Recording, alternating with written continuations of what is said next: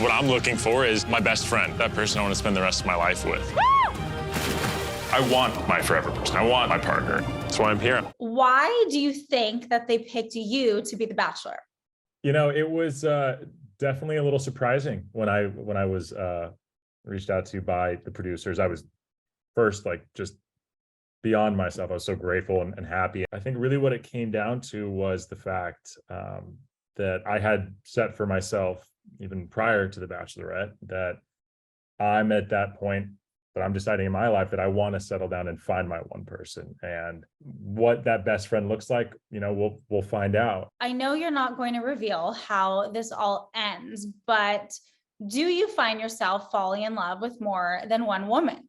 Well, I can answer you this. I am a firm believer that you can only have like that one full love. Like I think that there is that one person that you think of when you go to bed, when you wake up in the morning, that one forever love. Now, I do think though that, you know, to get there, especially in this unique situation, that your heart pulls at you in different directions and you can have varying degrees of love. But one person that you do just love, that's what I believe in. So yeah, there's a lot of love in this season for sure, but you're gonna have to just kind of see what it looks like, if you know what I mean. I do know what you mean. And you know, I've done this before. So I'm just going to do some rapid fire with you because I know you're not going to reveal anything, but I'm going to try my best to get something. So first, are you happy that you did this? I'm very happy. Okay. So a happy ending? Very happy, if you couldn't tell by the grin. Yes. Okay. Do you end up with anyone? Tune in. Do you propose to anyone? Tune in. Okay, the next question has to be a different answer than tune in. Do you get your heart broken? Do I get my heart broken? You'll just have to tune in. They've trained you very, very well. I still feel like this is like a dream. Do I deserve this? I don't know. But I'm pretty damn happy. In the first episode, you talk a lot about honesty and being very upfront with all the women. And that's something that you say you did not experience with Rachel last season.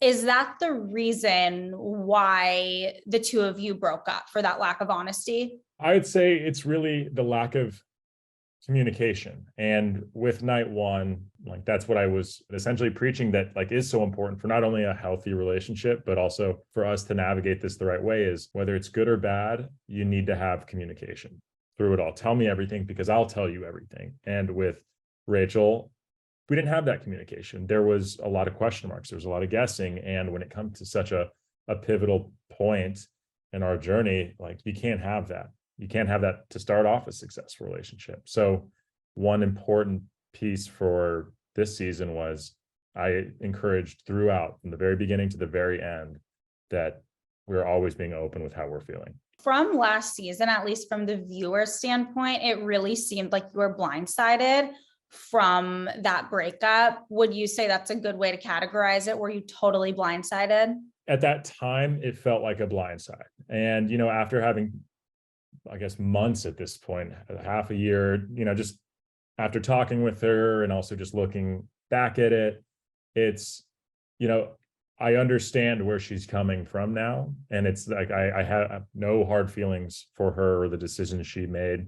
It's very tough being in this lead position, and you like to think you do everything right, but sometimes you fall short. And at that time, yeah, it felt like that. But, you know, there's nothing, like no bad feelings about it. I, you know, understand as much as I can, enough to where, you know, there's that closure there.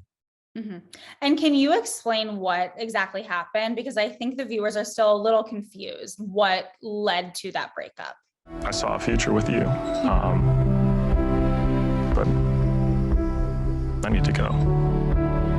So like from what I can share, essentially it was, you know, this time where, you know, you're at the overnights and you have that all alone time finally away from the cameras, and to just talk and be together. And essentially I was treated a lot different than I had ever been treated by her the entire season. And it felt like I was talking to, someone different. And I was looking at her and thinking, like, I don't think she sees it in me. Like, I don't think she sees like a future with me. And I like was shocked because I saw a future with her, but she treated me so different and off. And I was like, I can't be engaged to someone where like now I'm just completely being treated by you, this person that I was falling in love with, and now you're looking at me like a stranger, and that hurt.